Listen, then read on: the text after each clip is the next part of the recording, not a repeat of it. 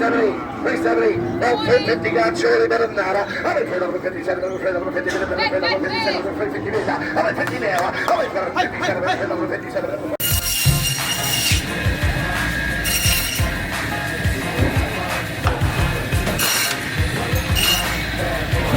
Oh, mate, don't say that. Welcome to the Meat Game Podcast, where the bulls run wild and the stories last. Country boys, butchers, and cowboys too, running hard on the truth like we always do. Welcome to another episode of the Meat Game Podcast with Brando, Fieldy, and Hamish. Yeah, guys, I'm very excited today. We've got a very special story. I know I say we've got a very special story, but this one is... What would you say, Fieldy? No, I'm really looking forward. I've been up and about all day about this one. I am looking forward to this. This could go anywhere, and it will go anywhere, and I can't wait. Well, Fieldy went to do a shoot this morning. I said, nah, just let this one go any way it goes. Yeah. There's not too many people that I can say in my life that have known me for 40 years. I first ran into this fella, not that I can remember it. I was about 5 years old. I probably would have been lucky to be that. And my father ran into him when he was only in his early 20s. So this has been a long time family friend. He's been in the industry, I'm going to guess, around that 50-year mark. He's a veteran. He's a buyer. Most of his career that I know of, he was a livestock buyer, predominantly cattle. He'll probably correct me on that if later down the track. This bloke, there's a lot I don't know about him. He goes back a few generations, this fella, and long-time family friend. And I can't think of many people that have known me as long as what he has. Known him when I was a child. I was good friends with his young bloke from the age of about 5 to 14. We'd sort of. We moved on separate parts of the country then. Got in all sorts of trouble when we were kids. We used to go around to Childs's house for dinner and that, and we'd be fucking around, and there'd be something to get broken, and we'd be in trouble. But this one's very, very special to me, guys, and very special to my family. I'd like to welcome to the show Chris Childs, aka Childsy. Thanks for coming on, mate. Thank you very much. Happy to be here. Pleasure to have you on, mate. Mate, this has been going. You're an avid listener, and this has been going to happen for a little while now. But we just wanted to get Christmas and all that out of the way, and then we thought we took the opportunity to jump on today, and we're looking forward to this one, mate. This is going to be unreal. Now, when we did speak the other day, you said, "Oh yeah, I know Brandon since he was about 5 years old," and I think you even said he was just a little Onduga back then. So yeah, a little mongrel back then, yeah. Little mongrel kid back then. And Darren wasn't much better, Darren Charles. I think you come into the world whilst I was there, actually. Oh, really? You have known me a long time, haven't you? What year were you born? 81. 81. Yeah. Oh, it was 81 the start of 81 when I shifted down there, so... Yeah. That'd be right. And where was that, Charles? Yeah. Sorry, mate. That was Wodonga? I shifted to Albury-Wodonga. Albury-Wodonga, yep. Where were you before that? Yeah. I was living at Harden, Murrumborough. Yep. Harden's, near Yass, Cootamundra. Yep. In Young, in that circle there. Yeah, I know Young very well. Yeah. Childsy, where did it all start, mate? Like, where did you start as a kid? Like, where'd you finish school? I went to Kiama High School. Yep. Kiama down in Wollongong. Oh, yeah. Kiama, yep. Yep. My parents had a leased dairy farm there. We were there for 12 years. Yep. And but we'd also had, right back from the Chippy Norton days there in Sydney, Liverpool.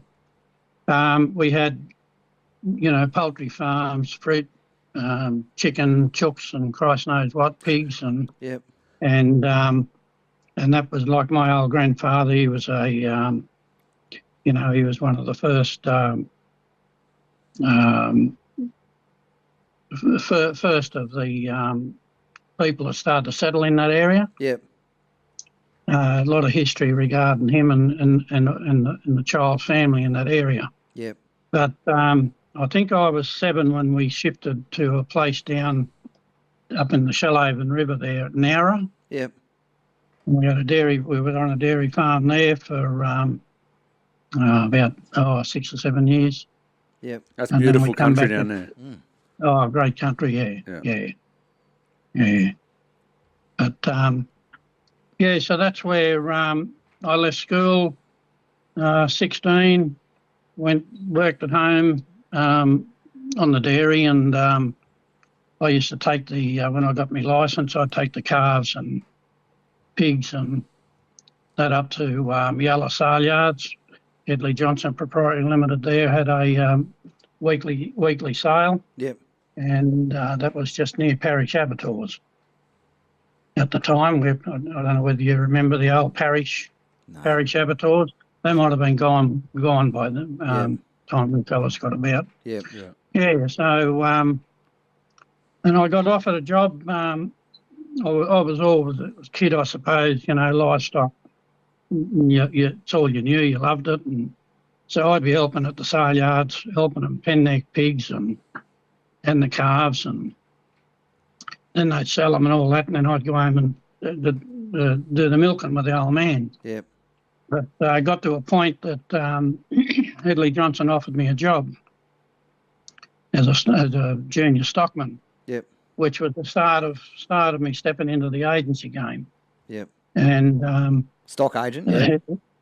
stock agent. They were a dairy specialist. Yep. In the dairy cattle and the industry and whatever. And so that was where it all began for me. Yep. And then where to on from there, mate? Well, I used to cart an old cattle dealer around, a fellow by the name of Harry Wheatley. Yep. And do you remember Kevin Wheatley? I was about to say, has he got any relation to Kevin Wheatley? I remember him very well. Yeah. Well, Kevin's dad and old Harry were they were brothers. Yep. And he said to me there once after 2 or 3 years, I think it was about 20 or 21 or something, and he said, I think it's time for you to get away from the dairy cattle. He said, you've got a lot more to learn, he said, about livestock. Yep. He said, you need to get out where the sheep and the beef cattle are, he said, and start having a look around. So his son, Johnny Wheatley, used to work for A.J. Bush at Yanko, lived in Wagga. And in no time there was, I had an interview, or they had an interview lined up for me with Young Husbands, stock and station agents in Wagga, A.J. Bush, and also Woolworths. Yep.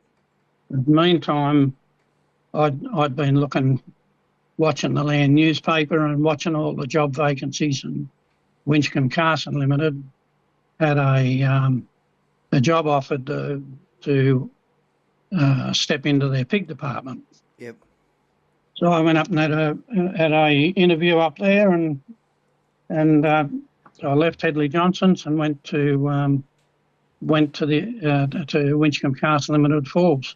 Yep. Very big selling centre, and mate, that was the start of my big expansive of experience. You know what I mean? Like, I couldn't believe the biggest mob of sheep I'd ever seen before leaving the coast was on TV. But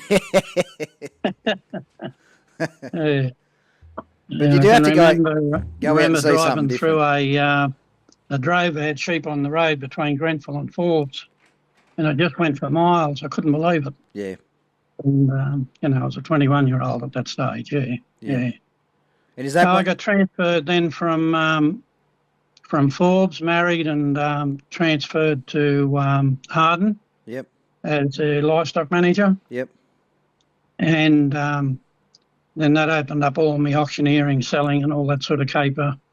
We used to also sell in other branches there, and Cootamundra, and there was an old agent we used to sell for in Young, and Cootamundra, and it just sort of went on from there. A bit of selling at Yass and Braidwood and Goulburn. Yep. And but it got to a stage where, as the cattle was my game. I loved it, loved my livestock, as I said, and I got offered a job from a fellow by the name of Kenny Greenwood. Kenny Greenwood had a boning room at Berrima Abattoirs, Yep. and he offered me twice the money that I was on with Winchcombs Yep. with a car and to start buying for him. Yep. I'd also had, because I'd left been on that south coast, I'd already was sending cattle, even from being in the agency game, cattle and that to like Parish Meats, Yep. Parish Meat Supply, Con Verica. He had big butcher shops in Wollongong.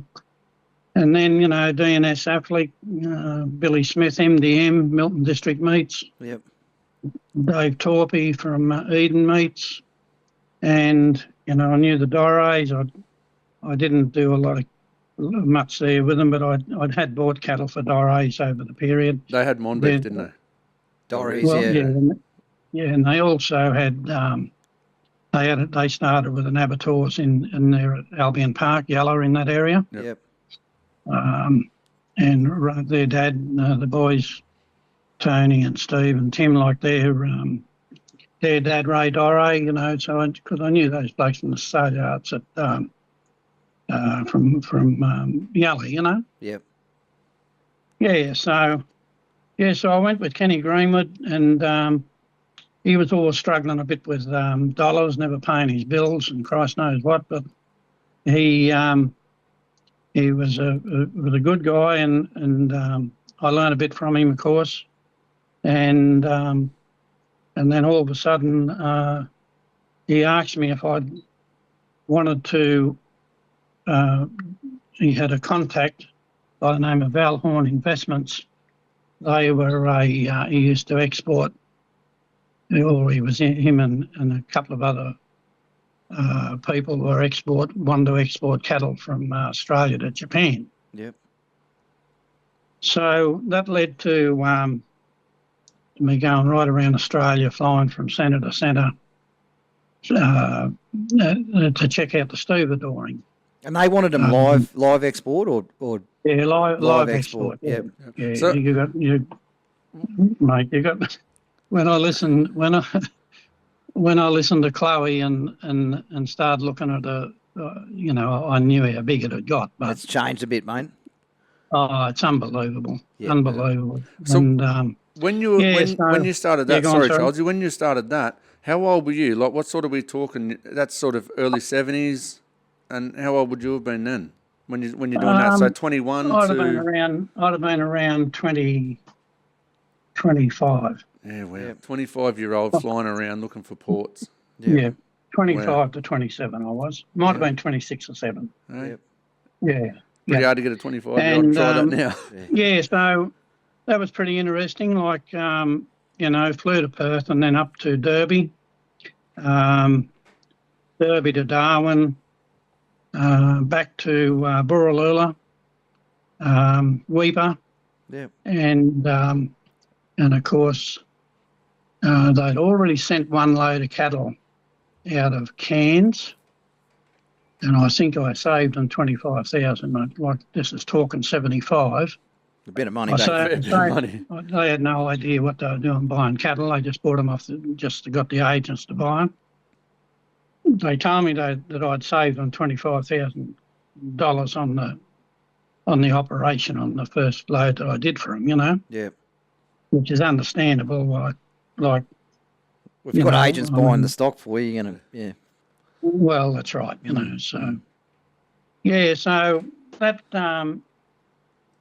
that worked out pretty good in respect of experience wise, and that, like, we ended up loading cattle out of Darwin Yep.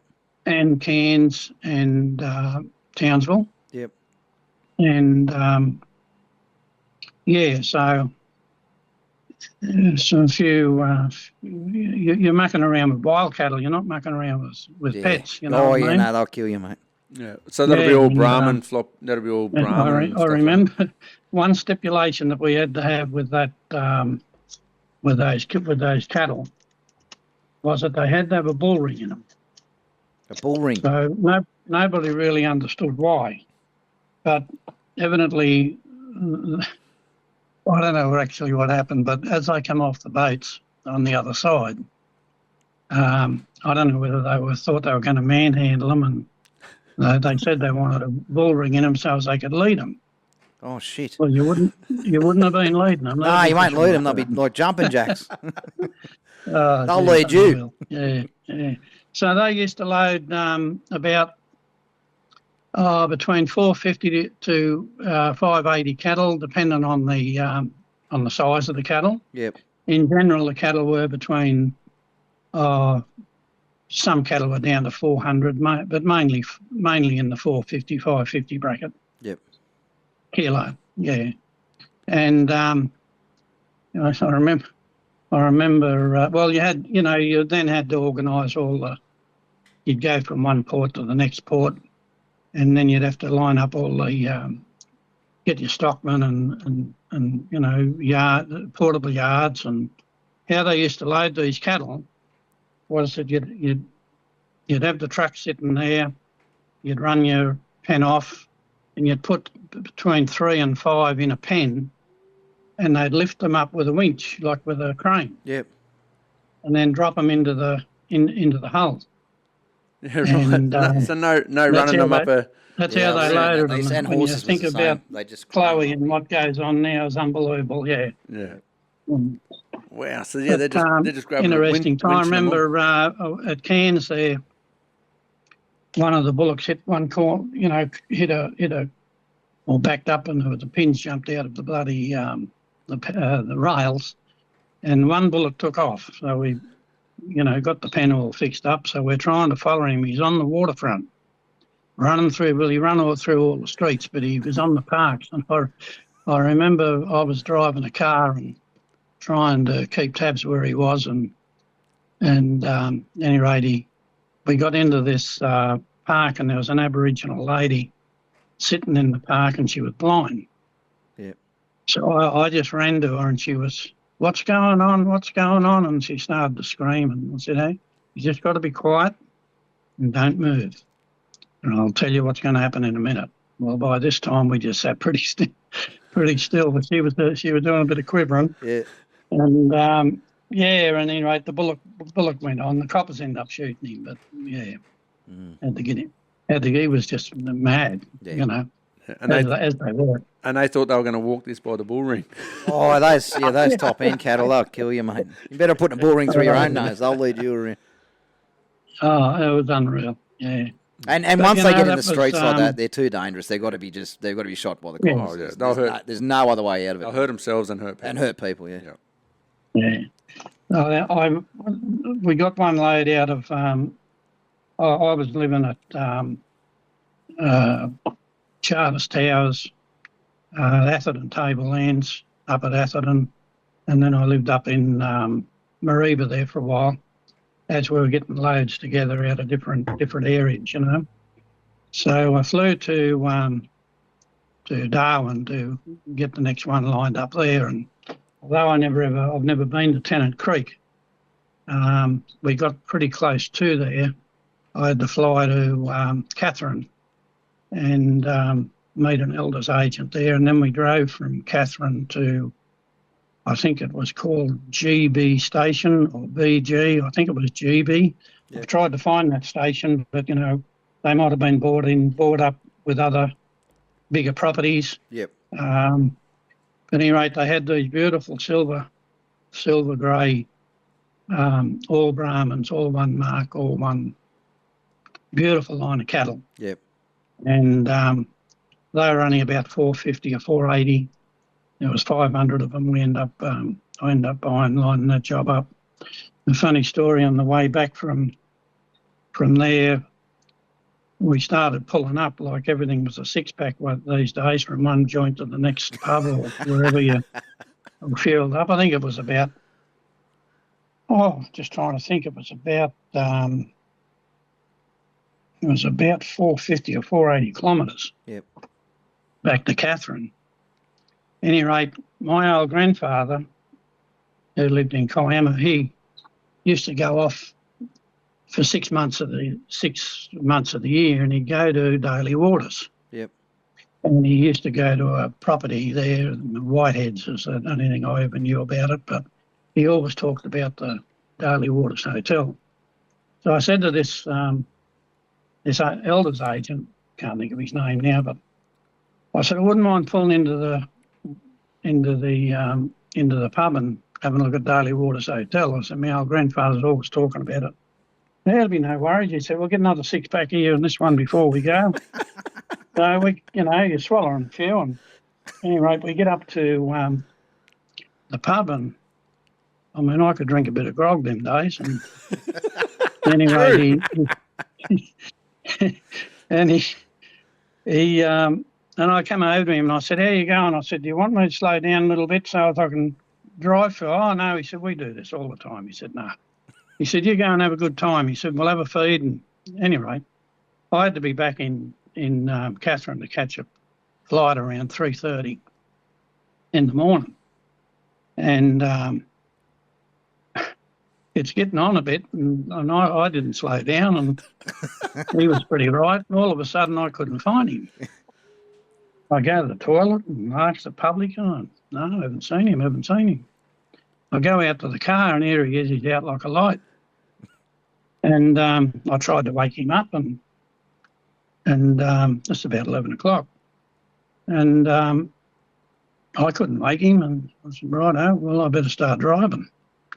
So I was pissed at the parrot, but I wasn't as drunk as him, obviously. So we got back to Catherine, and we got back to Catherine. It was about 3 hours, a 3-hour drive or something. And we got back to Catherine, and I tried to wake him up. He still...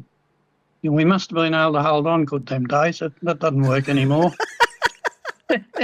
But at any rate, he didn't wake up at all. So I got on the plane and I went back to Darwin, and he rings me the next day. He was crook as a dog, and he's all apologetic, and he said, I just got a bit tipsy. I thought I had a bit of a sleep.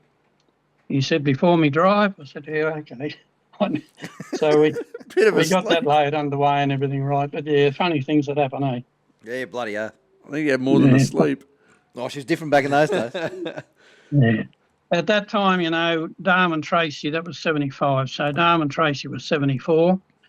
It was about June or July in that area there where I when I was in Darwin. And to go and have a look around out in the suburbs and all that, it was all prefab sort of stuff like you see in caravan parks and that these days. Yeah. All the buildings were like that, not all non-cyclone materials. And we're driving about and looking around. Everything was smashed to smithereens. Didn't matter where you looked, where you went, just everything was just in bits and pieces. Yeah. Just totaled. And I remember walking down the street, winter time in Darwin. Well, there's no winter, is there? Like it's still bloody 30-odd degrees. And I remember I had a bit of long hair, and the sweat beads just running down straight through to the underpants. 9 o'clock at night, and the traffic lights in the main street were horizontal to the road. Yep. Yeah. A lot of power, eh? Yeah. There was at the travel lodge there was cards and that they had made up, and there was cars in the pool, and there was a yellow Volkswagen up on the first level of the first floor where you walk out of your room. Yeah. And there was a vehicle, photo of a vehicle there. Yeah, unbelievable. Cyclone Tracy. Cyclone Tracy, guys. Any young fellas look that one up as one of the... I think it is still the worst we've had. Yeah, so. I think so, yeah. Mm. Yeah, the chocker, yeah. Yeah. So, so what happened after that? I had a little bit of trouble with that Valhorn Investments. He wasn't sending me money through. Mm-hmm. And we had an agreement. I had an agreement with Kenny Greenwood what he was to pay me, and I said to him, I said, I want that money clear to me. That's what I want. I can't remember the figures now, but no idea. But it was, any rate, it turned up and the tax was taken out.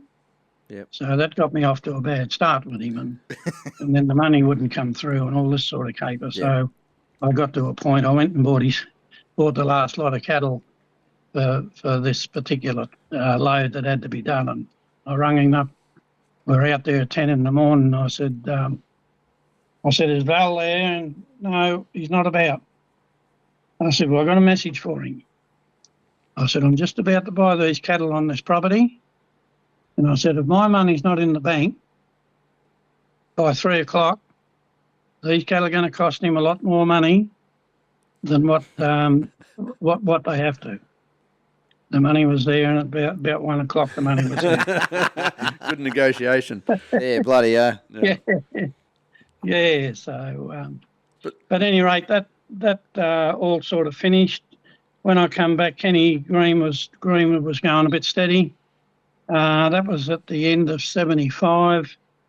I went commission buying for a little while. I had those contacts sort of all the way through, and I had a bit of a fiddle with that for 2 or 3 years, just working for myself on commission for the operators, and most of them were just so our guys understand. Yeah. So what he's talking about commission there, guys. You'll get you can either work for a processor and you buy for them and they pay you a wage, or you get what they call commission buying. Now, these guys will go out and freelance and they'll buy cattle for different companies. Childsy probably had 5 or 6 different orders. They'll buy for different companies. Every company takes a different spec. You know, someone wants cows for the US. Yep. Someone wants yearlings. Another one wants feeder steers.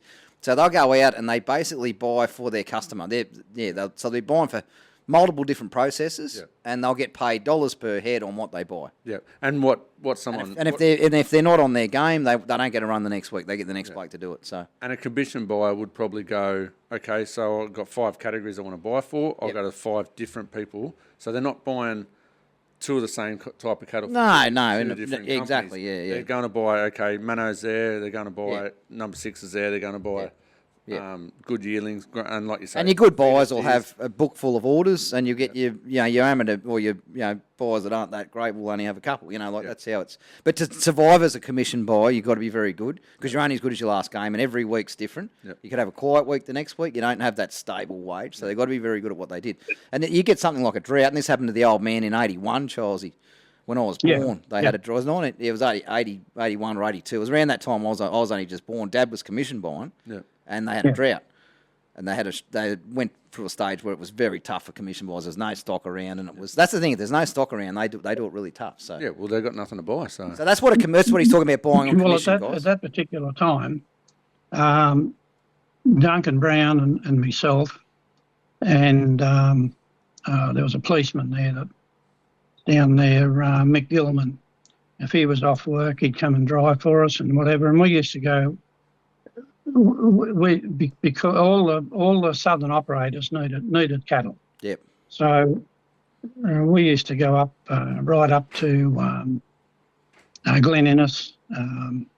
Duncan would go one way, I'd go the other way, and we'd just do markets and meet at the end of the week and then head back home. Yep. But all those cattle were all going back to operators in the south. So that's, as you say, Simon would have had lean times because the livestock wasn't there. Yeah, that's right. Yeah.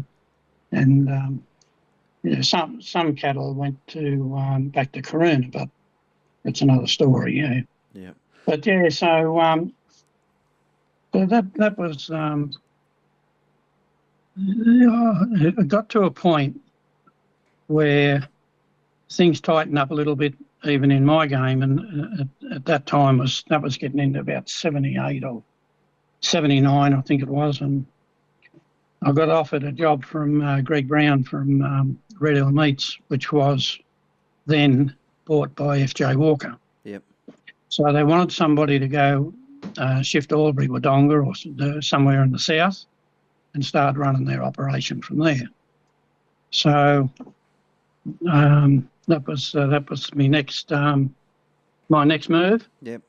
And it was good. I had a big feeder order because Caruna Feedlot at the time at Corindi, which you'd all know about, they were sourcing cattle out of the south, and right through over that dry period and everything, of course, there's a lot of store cattle about. Yep. And they're just getting sold off.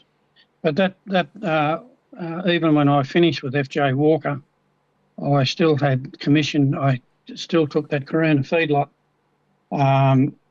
commission order, which I worked with Gary McCorkle, with the McCorkle brothers for a while. They had Yarrawonga. Yep. So I had a bit of an agreement with them, like they employed me to look after the northern area. Gary would do all the southern area. And so what we did was we had commission orders. I had commission orders. So we pulled that money, Gary and myself, we pulled that money, and because Caruna Feedlot was an enormous order for me at that particular time. Yeah. And I heard them talking, or you fellas talking about, numbers of cattle in feedlots. Well, it was one of the bigger feedlots at the time. I'm pretty sure that Gary McCorkle and I flew over there and we took photos and everything. We were having a meeting with Rob Backhouse, the manager of the feedlot there, because McCorkles wanted to buy a load of cattle a week. Yep. From them for some of their clientele, lot fed cattle. Yep. But that, I'm pretty sure there was 33,000 cattle there at that stage. Wow. That was in the late 70s. Yeah, it'd be massive. And in the 70s... No, I'm sorry. That's it. That was in the 83, 84, about that area. So about that time. In that time, how many feedlots would there have been? None. Wouldn't have been many, None compared Charles, to now. Like, There was very few. There's lots of little ones about. Yep. Yep. I think Jindalee had a feedlot going. They were just starting to, from that time on, around that time on, that's when they started to grow. Yeah. Yeah. Yeah, so 33,000, that's a hell of a And when he lot. says little ones, there's probably a lot of little ones with 500 to 3,000 cattle in them, sort of thing. That'd be right, Charles? Yeah, exactly. Yeah. Exactly, yeah. Yeah. Yeah. Like even in the 90s there, I even had 350 cattle on a little feedlot, Yep. On my place at Mara, but yeah. But that I used to go to Newmarket every Thursday, Newmarket store sale. Yep. And they were, it was huge there. There was a lot of punted stock into there. Yep. The biggest lot of cattle I ever bought there, and the biggest day I'd ever had buying cattle for one operator was for Caruna Feedlot. Yep. And it was 1,152 cattle. Yep. And what he means by store cattle, guys, you've probably heard us talk about this before. What he means by store cattle, they're young weaner cattle or they're unfinished cattle. So they're cattle that either need to go onto grain or go into a paddock and need to be finished off. So they call them store cattle. They say you've got to store them before they're ready. They're unfinished cattle is basically. So when he says stores, that's what he's talking about. They get them back and they'll background them and put them on get them out into paddocks and, treat the cattle and process them. And then as they get a little bit stronger, a lot of these cattle had a bit of 3-day sickness. Yep. From the distances they had to travel, and so they rested probably for a month while they build up a bit, and then they go to their various orders that they'd be getting fed for. And funny thing there, McDonald's,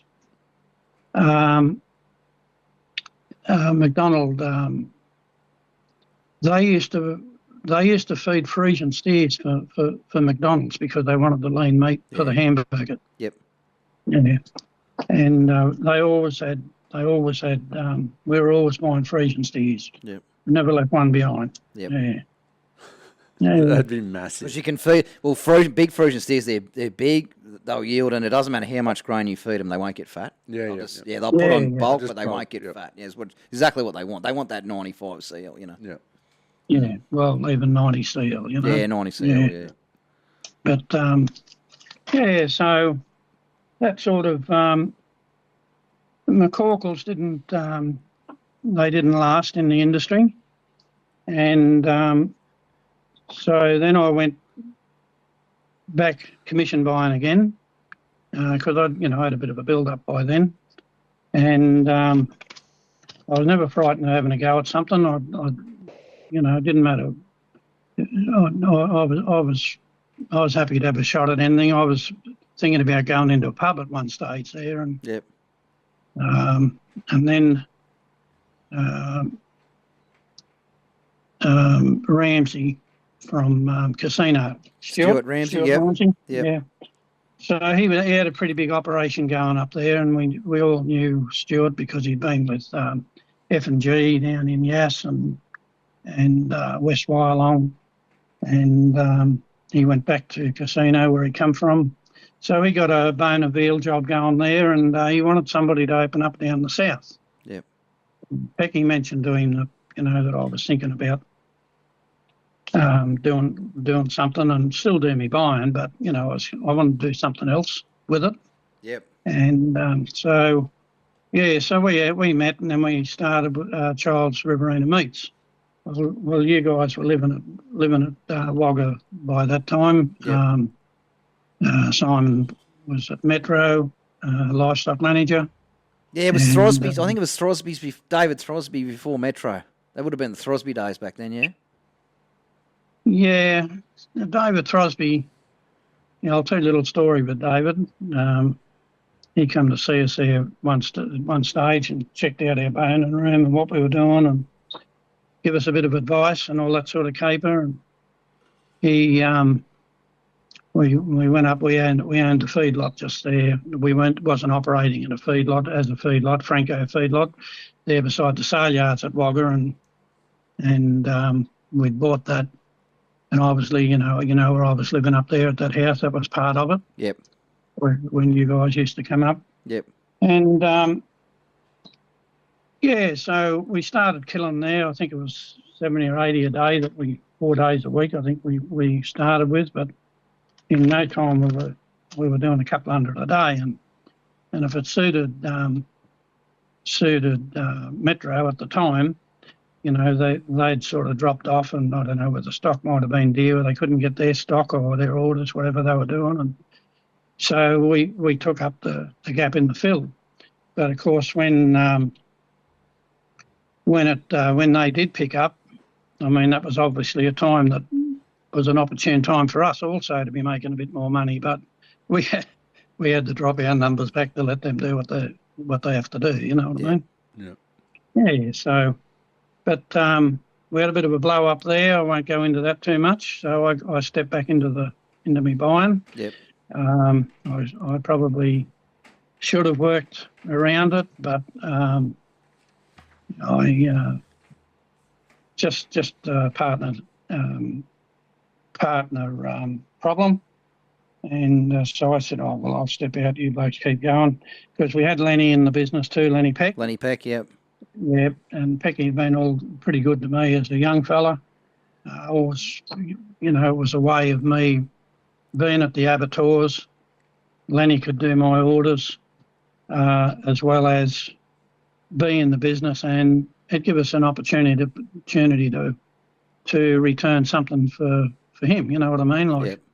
As far as but it was a good time. It was a lot of experience once again, and getting back to David Throsby, and David come and had a look around, come up the feedlot, and he'd come up into the boning room, and he said, I want to go out the back.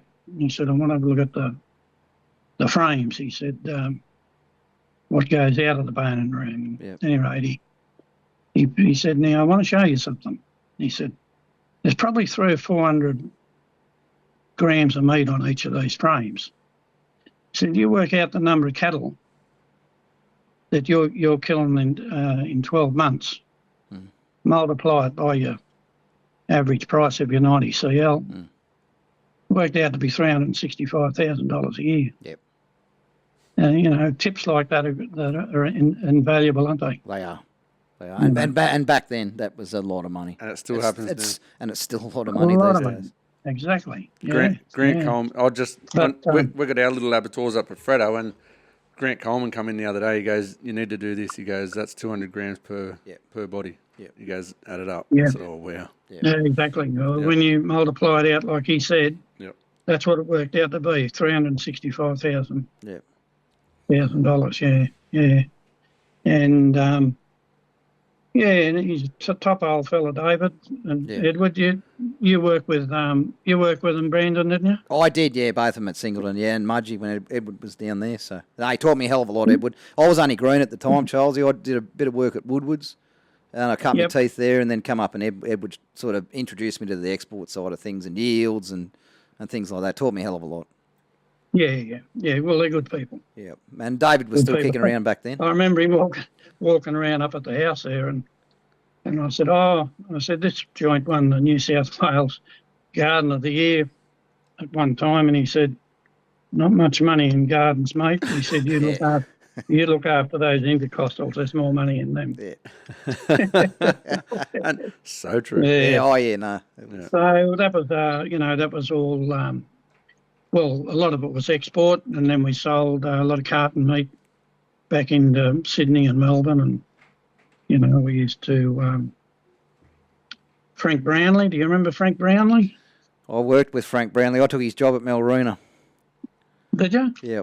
Oh, that was back when he was retiring. Yeah. Now I know Frank Brownlee. Yeah. No, we used to do a lot of it. He was always ringing up looking for sweetbreads. Yep. He said, He said, I want offal. He said, get me the sweetbreads. Yep. And but the type of cattle that we were killing weren't like sucking vealers, like they were more because you were trying to buy 90 CL type cattle. Yep. The condition wasn't a priority, but a lot of the we used to sell the veal rumps and all that sort of caper, and Yep. back straps and tenderloins, and Yep. So buying those sort of cattle, it's all about the seal, isn't it? Not so much condition. That's right. Yeah. Yep. But no, all good experience, and you do a lot in your life, eh? You do.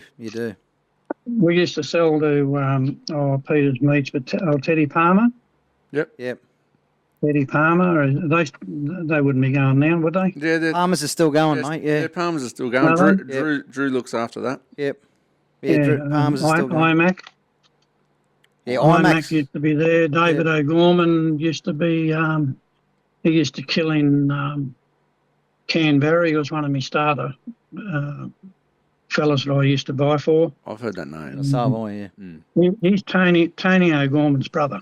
Yeah, Tony O'Gorman's what I've heard of. Yep. Yeah. And Vince was an uncle, VJ O'Gorman. Yep. Yeah. But a lot of memories go back through there. Yep. A lot of memories go back there. So how many times did you have to get up, Brandon, as you was a young fella? Oh, I'd be a few. Oh, mate. Yeah, The old man never used to miss either. He wouldn't miss you if you were playing up. they were always wrestling. Him and Darren were always wrestling on the floor. And we found his I don't know, we were wrestling, we were always giving it to each other, and we found these boxing gloves. Oh, true. And the old man, they were having dinner. And we were just like, they just piss off out the back. We're trying to have a dinner and have a few beers after it. Yeah. We found these boxing gloves. So we put one on each and we've just given it to each other. We come back in, we've got claret coming out. What have you done to Darren? Well, we got in all sorts of straw. Yeah. No, but there's been a lot of things that I got that way that I probably wasn't looking for a change, but I had a mate. I played footy with him actually when I left Winchcombs at Harden. He come from Casino down to Harden, and he played footy and was a real good auctioneer. And I was mates with him, and he used to live with me for a while. And he ended up going to Golden, and then he went back to Casino. But when he was in Casino, they opened up a LJ Hooker office. Then he had LJ Hooker office at Ballina. And for 3 or 4 years, he used to ring me and he'd say, when you want a lifestyle change and you get sick of your livestock buying. He said, come up and see me. He said, we'll do something. So I was hearing him, but I wasn't listening to him. That wasn't what I was going to do. And Not interested. so I did take a break 2 or 3 years later, and I went off for a month or 6 weeks, had Pecky, and had all my orders all covered. And and I come up and he started showing me these offices. They had 2 offices, one at Byron Bay and one up at Tugun. And he said, hookers have done a lot of research on Murwillumbah. And he said, we'll go for a drive. So we get over there and they're showing me all this thing and what they're doing in the industry, and buying bloody investment properties and all this sort of caper, and I'm looking and sitting back having a bit of a look, and I thought, well, if it's as good as what he reckons, maybe I should have a bit of a think about it. Yep. We're at a time, at that time our numbers were dropping off. The national herd dropped down. I was still doing quite well with my commissions. Yep. The worst thing I ever did was make this move, but it should have been a good one, but the GFC sort of took care of that. Yep. The global financial crisis in the 207s and 208s. But, at any rate, we ended up, I finished buying down there in the end of 2004. We opened up an LJ Hooker office at Murwillumbah in 205. My partner had all his money was tied up in, developing properties. Yep. And so I was only silly bugger that had any money. And so we set up the office and did what we did. And it went pretty good. 205 and 207 was a real big year. Like, it's a little bit what's happened since the COVID. It really took off, and properties were making. You had buyers coming in gazumping on properties, which is something I never ever liked in the industry, but that's how it got through that period. And so we had a pretty big year that year, and then we hit 208, and of course the GFC, which nobody knew anything about, it just hit us big time. You've got the prime real estate property, leased property in the main street. You're in an LJ Hooker system where you've got to have staff with computers and, all the internal things. So you've got to have staff on. You've still got to keep your salespeople to try and keep the money coming in. But it absolutely stopped. I think in Murwillumbah in the January to March there was something like 300 houses got sold of a normal year. And this particular year of 208, I think it was 29 or something like that, and I think we had the majority of them even then. Yep. But you soon had your expenses and that just running over the top of you, and so I had a fair bit of money in super at the time. A fair bit of money as far as I was concerned. I had about 440,000. I thought, well, I'd turned 60, so I thought, right, I'll take retirement. Yep. And I'll put some money back into the business, and I never ever touched the commission that I had, my personal commission that I sold my properties and everything for. I'd left it in there, and of course now I had to leave it in there because I needed everything in it. So I put 120 odd thousand into that, and you make these decisions when you change your direction in your work life or whatever it might be. You have a bit of confidence in the industry that you're taking on, and like most things, like shares or anything else, the story was that we're getting told it'll turn around, but it didn't. And and it didn't turn around for 2 or 3 or 4 years. Yeah. But just with the weight of the loss, you know, I chose to step out of it. I just thought, well, I can't see this coming any good. I've got to get out of here. And just with the weight of loss, I went into a depressive situation. Yeah. Whereas people used to, you know, they all sort of said, "Oh, Childsy, we won't worry him. He'll get something else going." And normally it would, but at any rate, it bowled me. So Yeah. I had 2 or 3 years of in what we call the black dog. Yeah. Not a good place to be, and to the point that I just said, well, only one person going to get me out of trouble here, and that because most of my super had gone by then, because I did put more money into it. I was still in the business for a while, and then I virtually lived off it for a couple of years, and with the loss of the GFC, which cut it completely in half anyhow, I had some investments that 2 of them, there was no money come back out of them at all. Yep. And so I just made a decision that, all right, all the money's in the mining, so I'll go and work in the mines. I didn't care what I did, so I had to sell my home, and because I had a fair loan from to set up this business. And then I was going to pay that back, and Ray had his money tied up in these investment properties, and of course, where everything else fell over, his fell over too.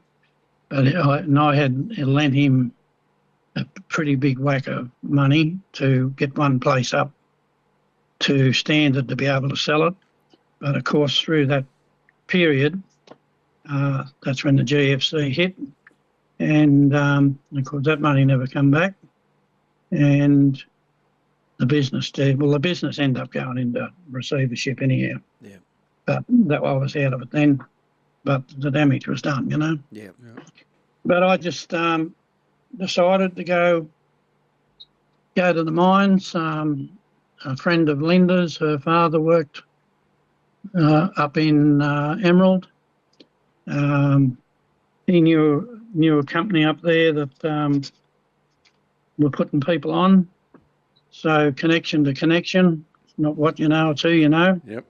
Next thing I was working up there and driving dump trucks, and I was actually enjoying it, you know. And the money was good. It was the only way the only thing there was any money in.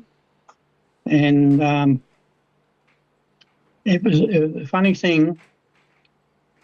I could never ever understand how, or it must have been government helped or something, but this company I was working for, they were putting people on. Some mornings there was 30 new people there, and it was just unreal. And the people that were coming looking for jobs were all the same as me. They were out of their comfort zone. I could drive a truck, but I never drove semis or dump trucks or any of that sort of thing. They were all coming out of Sunshine, Gold Coast, Brisbane. They all were all tradies that had gone bust in their business, all in 35 to 60. Here I am thinking I'm the only one. Yeah. And they just, the businesses that went broke through that GFC, mate, is unbelievable. Yeah. And so I was there for probably 12 months, and then I went over to Curtis Island with another construction mob, all doing the road works and and they I worked with them for a while, and their scope of work's closed. I put in for a job I went back down to Albury and stayed over Christmas with my old mum, who was in her 80s at that stage. And then I put in for a job over at Curtis Island, and worked over there for 2 full years, or 6 weeks short of 2 full years. And then they started with their redundancies and that. And I asked for a redundancy because my mum wasn't well, and I wanted to get back and be able to help a bit and look after her because I was actually living with her at the time. Because I made that my base, when I was. But it was pretty hard over there for a lot of people. It didn't matter to me in my age. I didn't have family at home sort of thing as far as wife and kids and all that sort of caper. But there was a lot of families there, like you were on for 26 days and 9 days off. Yep. Wow. And took a big toll on, seen some terrible things happen there with, young families and that, whereas they weren't families anymore. They all just, split ups and things like that. And, they're sad times, but the money over there, working over there, was unbelievable. We got a fair few lurks and perks that you could mark up with you, get your wages up. Yeah. And the last year that I was there, I was 6 weeks short of, might have been 4 weeks short of full 12 months. And my gross wages end up being 248,000. Wow. Jesus Christ. Driving trucks. Yeah. But that 26 days on and 9 days off, that'd be hard, Jacko. Yeah. a big toll, really big toll. Well, big toll on, you say you guys with your families and that, and you're broke. You're going to do whatever you can do to try and get resources to get back on your feet. And, that all started okay, but after 12 months and 18 months and 2 years of it, well, the families fall apart. Yep. Oh, which sure. is very, very unfortunate, Yep. Terrible thing in the industry, but anyhow. Yeah. What happened after? So you done that for a couple of years, and then what? Well, I Moved back up retired at 67. I went over there at 65. Yep. And I retired at 67. And then I come back, and I was sort of with Mum and that there for a while, and she was and she'd had a few falls and things like that. She knew that, I think she also knew that I was keen to, have a few trips, and, I took up as a bit of a hobby, the hobby that I took up other than doing a bit of fishing with my brothers and that down there. So I started doing a bit of gold prospecting. Yep. Which took me to 4 times over to WA. Went up to, a couple of years ago, 3 years ago, we went up to far north Queensland, up to Palmerville. And they were all 3-month trips, 3 and 4 month trips. Do you find anything? Yeah. You get most gold that we find was over in WA. Yep. I think the last trip I had there was in 2023. Yep. And we all come back with around 4 ounces. Yep. Yeah, right. See, And Wardy and Grev get into that. I couldn't do it. I reckon it'd be addictive. I reckon it'd be like fishing. You just get it. You'd just be chasing that next. You see some funny things happen around gold. Don't worry about that. You're constantly chasing that next. That next big thing. I can see how they get addicted. It changes some people too. Don't worry. Yeah. Oh, they'd find some and then hide it away, and then it's gold fever. Gold fever. Yeah. Been going on for hundreds of years. Yeah. So, and then Mum passed on. She went into a facility, and she passed away. She was still had all her faculties and everything, but she the old body was just given up. I think she was 91 or 2. Wow. And she passed, and so then I'd bought a home there in North Albury, but all my family, because I'd virtually bought them up here myself when I shipped it up to Murwillumbah. Well, then my daughter, she come and worked for us, Linda. You know Linda. Yeah, I know Linda. Yep. And then Darren was in Sydney. Well, then he came up here, and then young Adam, he wasn't working out everything working out for him at Wagga. So then he came. So Yep. so they were all up on the Gold Coast. Here I am back living in Albury. So they're all getting married and having family, and I had two brothers in Dale and Michael at Albury. Yep. But I just thought I was 72 or 3 or something, 72 I think I was, and I thought, well, if I want to be near family and see these kids growing up, I better make a move. Yep. Yeah, so I sold my house there, and I come up and I stayed with Linda and her partner, and next thing they were looking to buy a place and on the outskirts, back in the Bow Desert area, and get away from the traffic in the Gold Coast. So they were going to set me up with a granny flat type situation, which is all I needed. And so I tipped in a fair bit of money into their deposit. And, and things just didn't work out for them. Next thing that they were parting. So I had to then had to say, well, hang on, where am I going now? What am I going to do? So I ended up buying a little place over at on Macleay Island, which is it's in the Redland Bay area. Yep. About 35, 38 k's from Brisbane, the way the crow flies. Series of islands that are in the between Redland Bay, the mainland, and Straddie. Yep. Oh, yeah. Yeah, no, he's in a good spot. Yeah. And Morton Island's a little bit north, isn't it? Is that right? Yeah, Moreton Bay. It's Moreton Bay, yeah. Yep. Beautiful. Yeah, that's right. Yeah, so... Brandon, can we go there fishing? Oh, it'd be good fishing up there. Good fishing up there. Do a bit of fishing, Childsy, up there? I never ever had trouble catching a few. I never come home with bucket loads, but we always caught fish and always had boats. Yep. And but this is a bit different here. It's it's a lot of shallow water, a lot of muddy banks and all that sort of caper. But there are big fish here. But they don't seem to want to jump on my line. I have a bit of trouble in that area. So you and I might have to have a private conversation, Brandon, at some stage. You can fish this fella. Yeah, I can fish. No, I got a boat, and so we go out once every week or 10 days. I'll meet them up around the corner. Yep.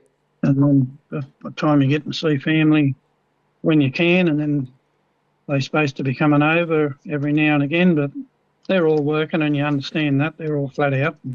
Yeah. But, all good. All good. You remember old Charlie Whelan? Yeah, I remember Brandon? Charlie back in the Wagga days. Yeah, well, he was an old cattle buyer field. He was an old butcher. Yeah, Charlie Whelan, he was an old butcher, and he was buying for Woolworths, Childsy, back then. Again, I would have been about 5 years old at this stage. 5 to 10 years old. He used to buy for McPhee. McPhee, yeah. Oh, yeah. On commission, yeah. Yep. And old Charlie told us a story there once, and he walked into his butcher shop. He'd given the butcher and game away a long, long time ago, but where he had the old press button tills and all that sort of caper. Yep. And he walked in one Saturday morning and he had a bucket of water. And he said, "All you fellows watching this?" So he poured the water through the top of the till, and I said, "Mr. Whelan, what are you doing? What are you doing?" He said, "Well," "there's a leak in this bloody till somewhere." He said, "And I'm trying to find the bastard." Yeah, right. Been plenty of that that's going on over there. Yeah. Did he find it? Remember that one? No, I don't know, mate. No, I don't know. But yeah, I dare that say was he one of would his have. stories. Yeah. I dare say he would have. Well, Charlie Whelan was yeah. born in Wagga, and Hammer came in and replaced Charlie when he finished up, when he retired. So that's how Hammer. That was how Hammer got his Hamish Mackenzie, Charles. Yeah, that's how he got his start in Wagga. So. Yep. Yeah. Well, he was working for Monbeef, wasn't he? And then he, I think he went to Dubbo, and then he came back to Albury. Yep. He was working for the Doré boys at Cooma, and so. Yeah, and of course, I'd gone then, I was out of it then. Yep. Yeah, so I finished in 2:04. But yeah, while we're talking about Hamish, I've got a little thing here. We need to have a correction. Go Into him. into him, mate. Last time you were talking to him, Yeah. or when you told him that I was coming on, Yep. he made a little comment. Yep. That comment was something along the lines of, "Don't start talking about his marriages. Yep. You could be tied up for a while." Well, I take it that Hamish and Penny are married. I would think they probably are. But just for you, Hamish, that's 2 each, mate. Check, mate. 2 each. Don't miss him. And Childsy, I could only afford to do it I once. might have had a bit of a canter around with a couple along the way, but that's the marriage. That was the marriage status of Charles. 2 each. I'm with you lot. Yeah, Fieldy's done two. I've done two. I could only He had afford. another one. I don't know. He could have. I could only afford to do it once, Yeah, Childsy. you know he's a Mackenzie, don't you? Yeah. Yeah. Well, the Mackenzies, they taught foxes to be cunning. Don't worry about that. What did David say about Charles? He said he taught the monkey trick. He said you taught the monkey tricks. Yeah. Yeah. Can we use that? I heard him saying that you have got to have a little bit of mongrel in you, I suppose. You but, do. 100% you do. But and cunning and whatever category you put that in. Yep. But and his dad, when Hamish was going out buying, Jeff rang up and I think he rang Pecky too, but he rang me and he said, "Look," he said, "Hamish is buying now," and I said, "Yep." And he said, I want you to look after him. Keep an eye on him. Make sure he's right." Yep. I said, "He'll be right. He's in good hands. Don't worry about that." Yeah, and a couple of other fellows, their dads had rang, as they come into the game as young fellows. The old man always But, had a real soft spot for Hamish. He really did. Yeah. Oh, Hamish had never. I never seen Hamish have any problems with anybody. Yep. He and he used to travel with us a bit, and he was, although Hamish was 20 or 21 or 2, whatever he might have been at the time. You always felt that he was 35 or 40. You know what I mean? Yeah, a bit like SJR. Yeah. He's no, we used to all get on pretty good. It was. Do you remember? Were you home the night that we had Simon's 40th birthday party? Yes. So I had to get released from Yanko because I was in that much fucking trouble. The old girl had to go down there and get me out because I used to I got in more trouble at boarding school. They sent me to boarding school because they didn't want me to go to the public schools. I was getting too much trouble. I got more trouble at boarding school, so she had to get me released because I had to go to this 40th birthday party. I remember that vividly. Yeah, well, I organised it all. Yep. I got everybody to meet everybody. We didn't want just people just turning up random because Simon he had no idea what was going on. Yep. And you were all getting ready and getting dressed and everything. That was Vicky's direction. Thinking you were going out for tea. And yep. Next thing, we all met at the Red Steer Hotel and out we head. Yep. And there was lights coming for a kilometre. Yep. And so I walked I said, "Where is he, Vic?" And he's in the bedroom. And Simon, I walked in, I could still see him. He had that coloured jumper. He was just folding it and putting it over his arm. And he said, "What are you doing here? We're going out." I said, "We're not going out now. We're going to have it here." Yep. Well, so they all turned up. And the funny thing, I heard Hamish and Greg Geary and families, they might have come up together, I'm not sure. But, so the order of the night for us blokes, they turned up with, Greg and Hamish turned up with packets of bloody condoms. Yeah. So the theme of the night was wearing them. I've seen photos of him. I've got it. Yeah. I'll try and get the old girl to find a photo of him. Dress were fringers for the headgear. Yeah, they had. Hamish had a condom over his head. The old girl's got a photo. We all did. We all had. Because the old man was bald. Yeah. They used to put shit on him. Yeah. Well, that was a fun night. That was a good night. That was a massive night. Yeah. Yeah, he was bald, So and he went bald at a young age. We So go back he a was long way with your family, Brandon. a long, long way. So when did you first come Long across way. the old man, Childsy? Hey? When did you first come across my dad? Well, that was 81 when I first shifted down to Albury Wodonga. They hadn't been there long. They'd come from Casino and they were working for JR McDonald. McDonald, yep. And but my first experience and memories, I could only have been 5 or 6, somewhere about that. Yep. Because I know we left there when I was 7. But living at Chippy Norton, and Dad used to take the pigs for old Pop and pigs and that to Parramatta Livestock. So my I can remember. grandfather- I can vaguely That was at remember. I Homebush? remember the saleyards. Yep. But I can vaguely remember your grandfather, your great grandfather. That was Sid Aiken. And Sid Aiken, George correct. was my grandfather. They owned Parramatta Livestock back then. They used to run cattle down Parramatta Road. Back in the day, Whatever. they used to run cattle down Parramatta Road. Yeah, you couldn't do that now. You couldn't do that now, no. Yeah, that's right. Yeah, a lot of cattle down there. A lot of cattle got killed on the Parramatta Road. Yep.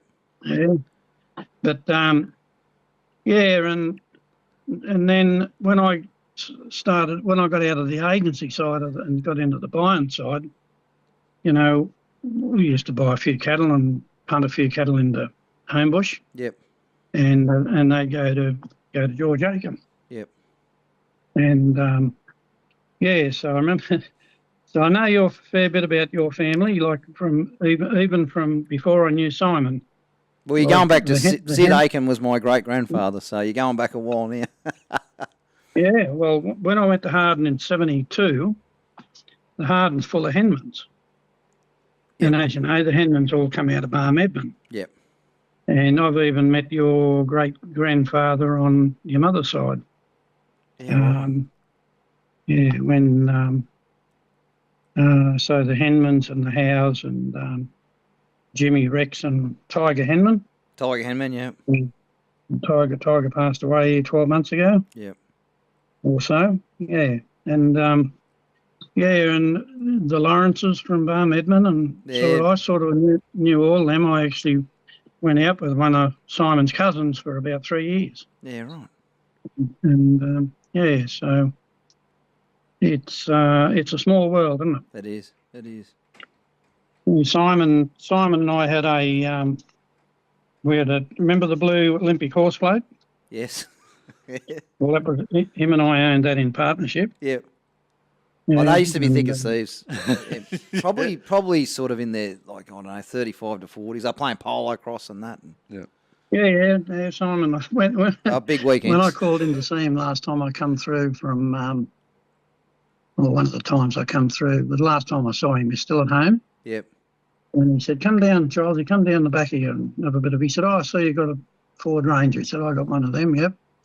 Anyway, we're talking away there, and I said, "Do you remember we went out and played out in the back of bloody hay somewhere out there? I can't remember where it was now, but Was it Urana?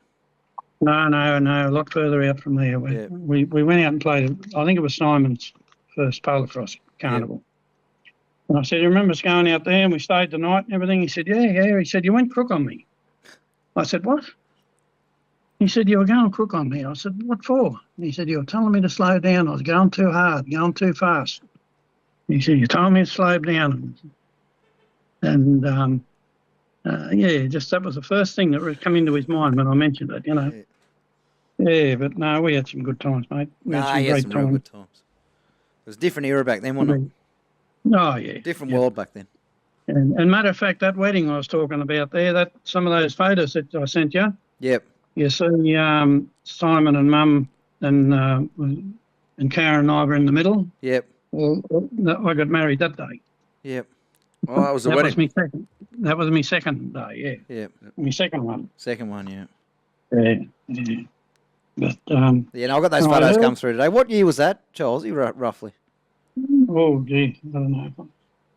I didn't really want to be there, to tell you the truth.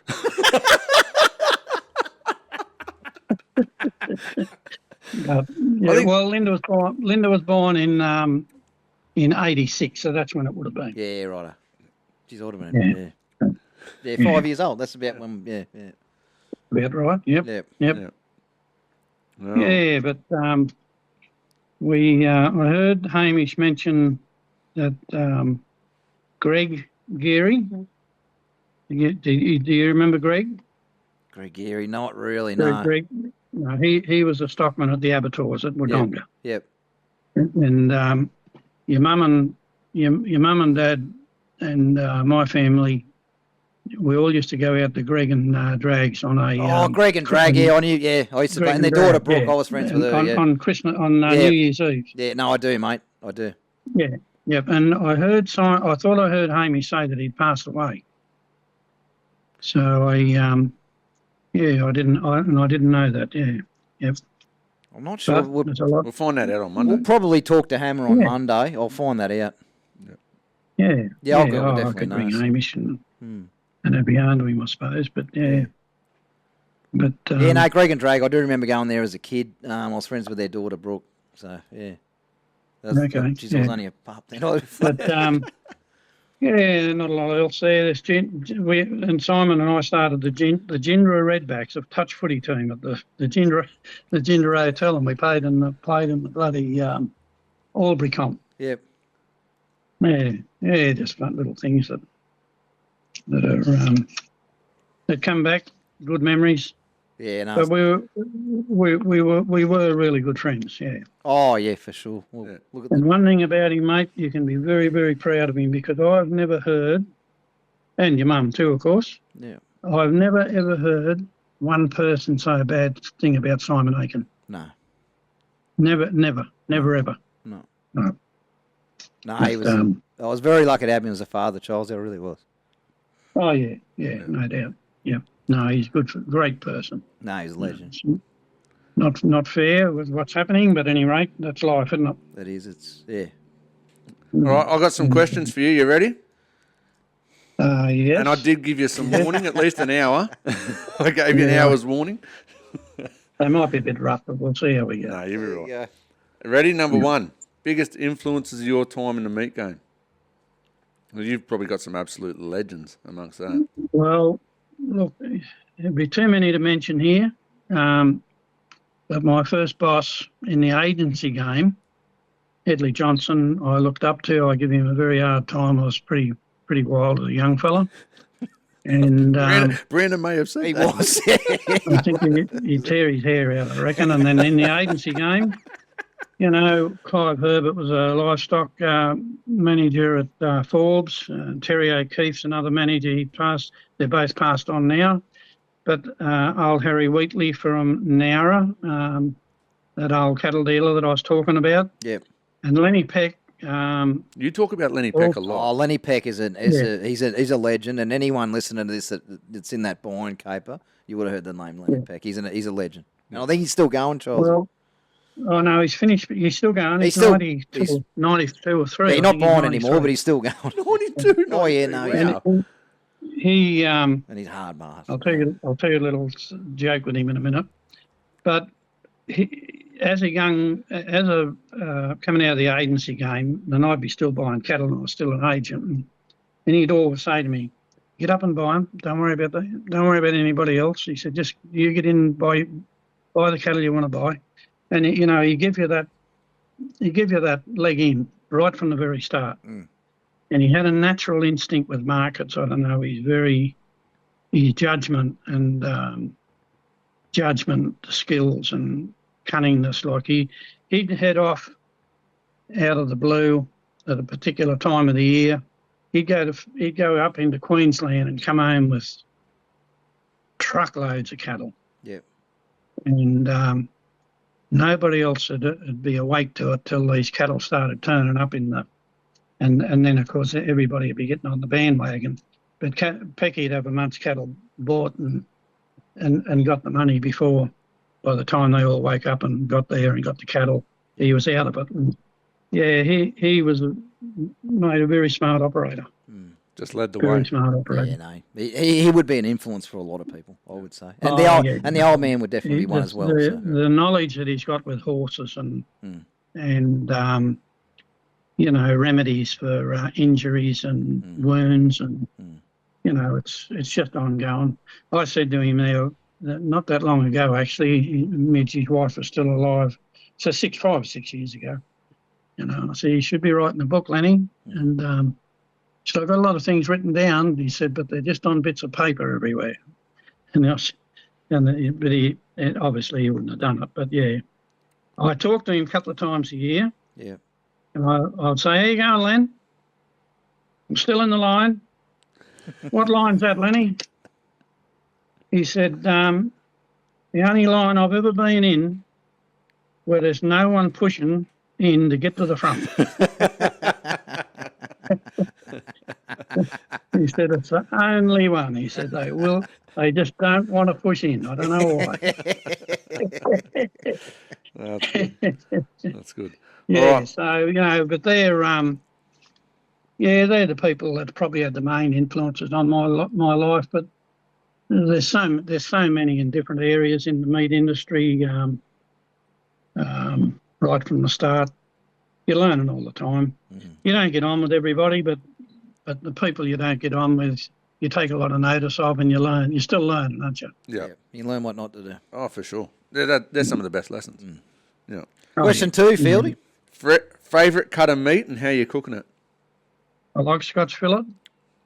I like how he calls it Scotch fillet. He's in I like Queensland, Scotch still calls it Scotch Fillet. fillet. Yeah, I don't mind a T-bone.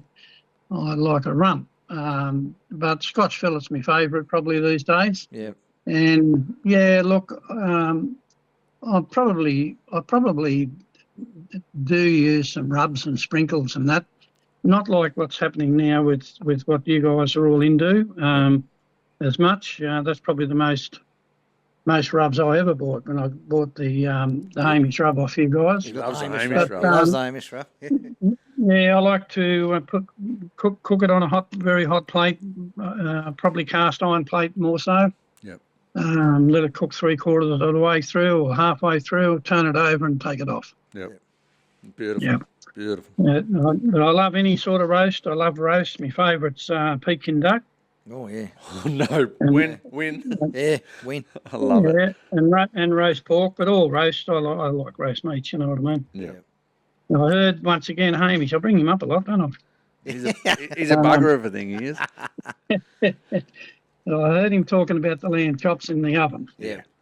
That's a win. And Linda, my daughter, she buys lamb 4/4 chops. Yeah, lamb grillers, yeah. Right. No problem. Tries to buy them a little bit thicker. And every time I'd eat it, I'd say, if I had a restaurant, this would be one of my main meals. Yep. And you wouldn't think that with a lamb shoulder, but she just put down a double length of foil on the bottom. Yep. Lay them out and sprinkle French onion soup all over them. Powder. Yeah. A blob of butter in the middle of them. Bring that the rest of that foil over and seal it off. Put it in the oven and cook it slow and a long cook. You'd be thinking that you're probably buggering it. No, hell no. That'd be But I'll tell you unbelievable. what, it is the tastiest. It is the best. Yep. So I want Hamish to try that one. Try that one, Hammer. Get that into your hammer and cut them a little bit thicker. Yeah. Yep. Guess what I'm cutting tomorrow? They're 4/4 chops. The old lamb grillers, guys, we don't see them much anymore. I and love them. Definitely. Yep, Yeah, I love 100%. them. I love them. What's the best part of the meat game, Childsy? Well, mate, I think the love of what you do. Everybody says the people, and that's right. I mean, they're the people that you mix with daily. You know, you've got a big variance of people in the meat industry, as you say, and as you bring on to onto your podcast. Like, and it doesn't matter whether it's a carrier you know, there's just good people. Yeah. Good people everywhere you go, and I think it's definitely the people, no risk. And that's the reason we're doing this podcast, because there's a lot of good people in this industry, and we just want to talk to all. Just And show the whole it goes from agents to cockies and yeah. you know, farmers and every part of the industry, as you say. Yeah. No, for sure. And the people in it are the ones that are going to bring you out of the hard times. Like Oh, 100%. in this game, Yeah. it get hard. It gets hard. Yeah. Bloody oath, it gets hard. But you surround yourself with the good ones in it. They'll be the ones that bring you out of it too. Yeah. Yeah. Favorite All part. right. Favorite part of the world the meat game has taken you. Well, I haven't been to any famous places. I was going to. I was lining up to go on that old boat in 75 or 76, which I'd have stayed on. I was going overseas with it. Glad I didn't, because I believe that ship tipped over somewhere, and that was the finish of that project. Well, that's a win. So Yeah, that's a good thing then. yeah, that's right. Yeah, it may not be you talking to us if that's the case. Glad I wasn't on it. No, Exactly. you yeah, may not be here yeah. talking to us. But yeah, look, I didn't travel very far, Fieldy. I just stuck to me livestock buying, mainly in the areas that you covered. Yeah, But you would have done some miles. You would have seen some places. Even like, and when I say favourite place, I say it all the time. Why do you want to go to the second best place in the world when you live in the best? They're the best, yeah. And you've seen some country. Exactly. No doubt. I know, and I've been over to America twice. I'm not going back there. No, I'm certainly not interested. I'm staying in Australia, mate. I'd rather see Australia Yeah, before I went anywhere else. Yeah. beautiful. Yeah. Yeah. This one's Brandon. He thought of this one today. I like it actually. And Yeah. we had to give you some notice. If you could talk to your 16-year-old self, Childsy, what would you tell him? Oh, gee. I wish I could go back and talk to my 16-year-old Tell me self. not to make the bloody mistakes that I did, but I think number one, what's in you is that you want to have a go and you want to get on. Yep.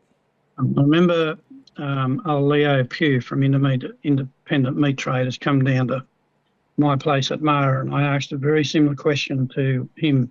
Said, what advice would you like to give this young fella, which was Darren? I think Darren was about 16 at the time. Yeah. And he said, don't be one of the mob of sheep. He said, use your initiative. And he said, be a leader, be out the front. Yep. And having a go. Yeah. Having a go. That's the main thing. 100%. And if they took any notice of you, there's a lot of things we could tell them not to do. But yeah, Lead, don't follow. I wouldn't have listened, so I don't suppose. No, I wouldn't have listened to that age either. I would have told you to fuck off. Now, Childsy, you sent me a newspaper clipping. Yes. And no, you told me to read it out. I'm going to read it out right now, mate. Now, this is a recording because we're using my phone to record you. So I've recorded it, mate. I'm going to read out that newspaper clipping now. Oh, yeah, good, yeah. The title of this is called Droughts and Floods. I'm 74 and have lived in southwest of Queensland and the northwest of New South Wales all my life. As for long-term weather, I've noticed an approximate pattern of weather patterns. 1960s drought, 1980s drought, 2000s drought, now drought, 1950s floods, 1970s floods, 1990s floods, end of 2010 floods. These are roughly 20-year cycles, all having periods of drought and flood. As for temperatures, maximums of 44 degrees Celsius and minimums of minus 4 degrees Celsius over that period of even 7 decades. For some reason, I fail to understand the hysteria about so-called climate change. Kevin Gainey. Yeah. Yeah, he where did he come from?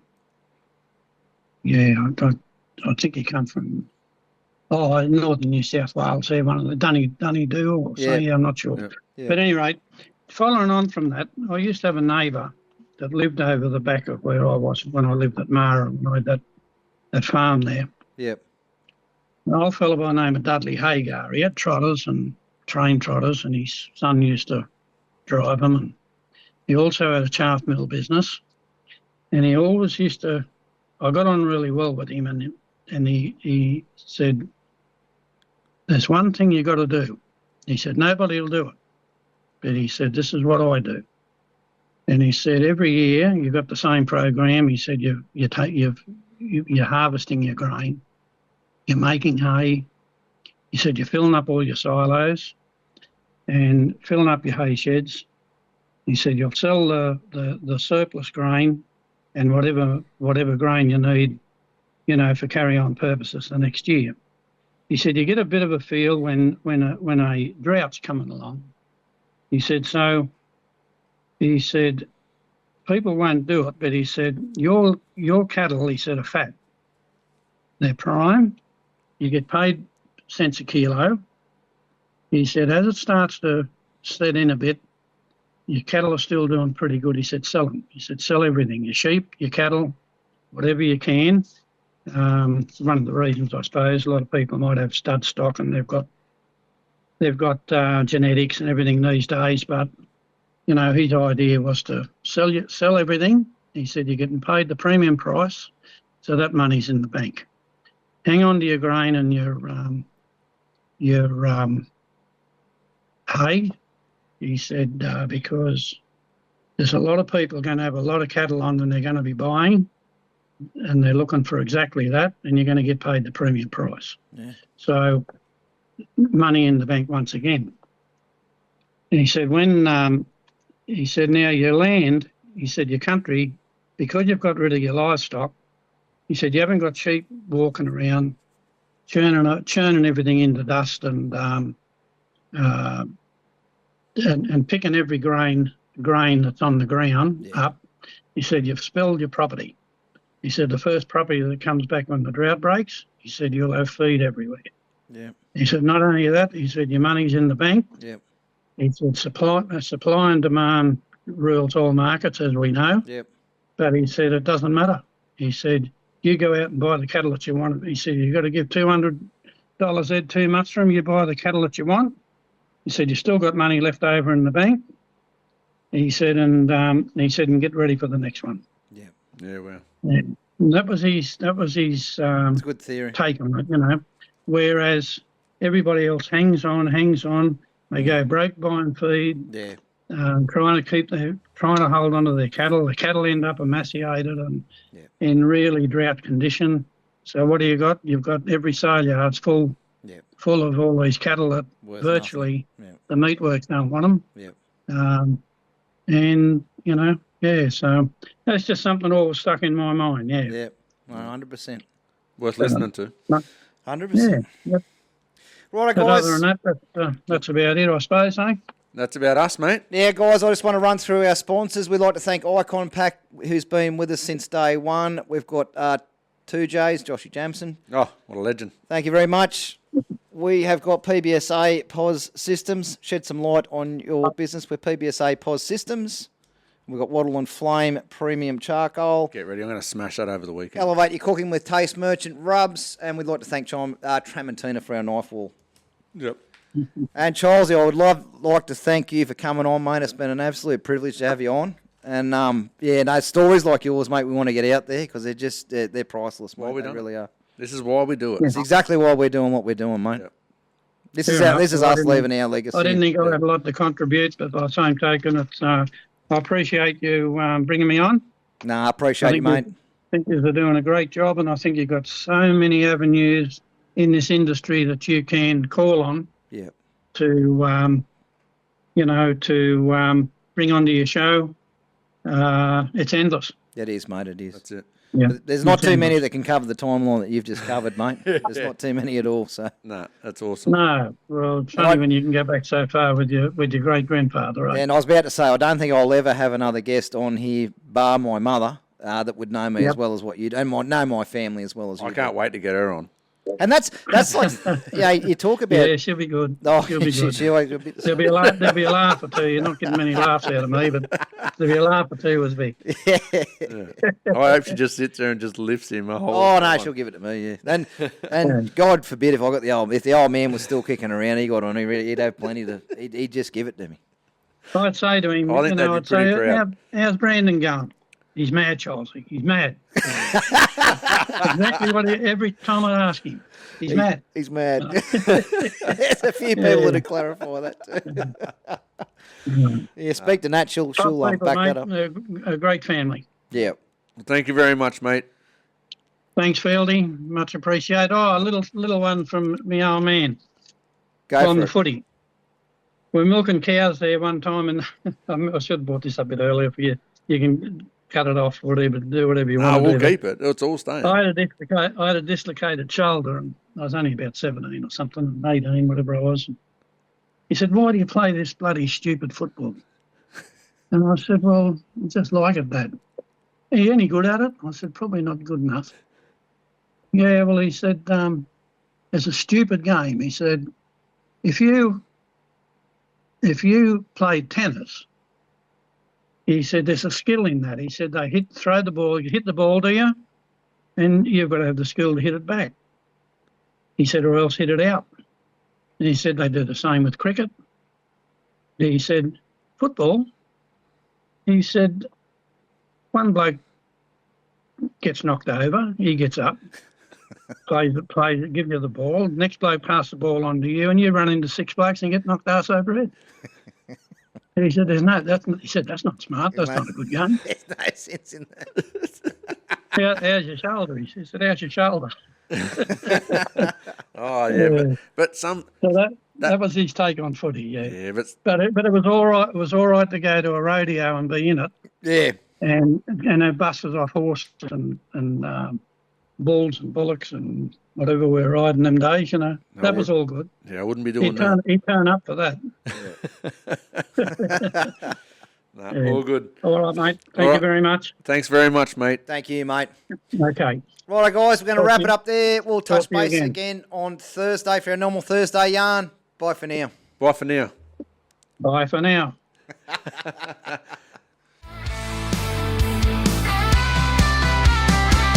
It's on the concrete, blood on the steel. I'm talking about a life that's raw and real. From the paddock to the plate, it's more than a trade. Sweat, grit, and muscle, how legends are made. It ain't just work, it's a way of life. Cut deep like a bone and knife. Welcome to the Meat Game Podcast, where the bulls run wild and the stories last. Country boys, butchers, and cowboys too, running hard on the truth like we always do. Raise your